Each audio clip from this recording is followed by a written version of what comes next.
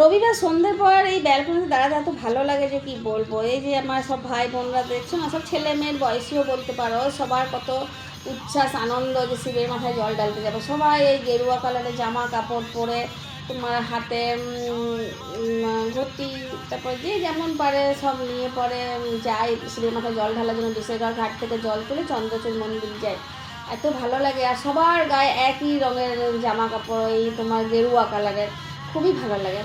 তো রবিবার রাতটা আমার জন্য খুবই ভালো লাগে। আর অনেক অনেক রকম ডেকোরেশন করেও আসে, কেউ তোমার বিশাল গাড়ি ভাড়া করে, কেউ তোমার মাইক লাগাতে লাগাতে যায়, নানা রকমের। আর সেই জন্য সারা রাস্তাব্যাপী তোমার অনেকেই খাওয়ায়ও তাদেরকে, ধরো খিচুড়ি, পায়েস, লুচি, সবজি, বিভিন্ন রকমের খাবার থাকে।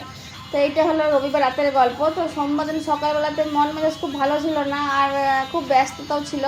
তো ওই জন্য খুব সাধারণ রান্না করেছি, তোমার ডিমের ঝোল করে নিয়েছিলাম পেঁপে আর আলু দিয়ে। তো এমন কিছু অসাধারণ রান্না না, কিন্তু কাজ থাকলে বা ব্যস্ত থাকলে, অসুবিধা থাকলে এই রান্নাটা কিন্তু অপূর্ব খেতে লাগে। আমি আলু আর পেঁপে সেদ্ধ করে নিয়েছিলাম, ডিম সেদ্ধ করে নুন হলুদ মাখিয়ে ভেজে নিলাম, পেঁয়াজও তার সাথে ঢেলে ভেজে নিয়েছিলাম।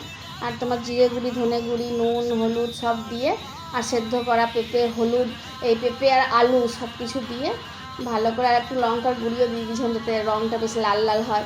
দিয়ে তারপরে ঝোল ফুটতে দিলাম, ফুটতে দেওয়ার পর নামিয়ে নিলাম। রান্না তো শেষ হয়ে গেছে, আর কি ফোটাবো। আর খাওয়াটা দেখাতে পারলাম না, এত ব্যস্ত আছি আমি আমার মাকে নিয়ে। তো পরে ভিডিওটা তোমাদেরকে দেখাবো। ভালো লাগলে অবশ্যই একটা লাইক শেয়ার কমেন্ট করে দেবে। ধন্যবাদ।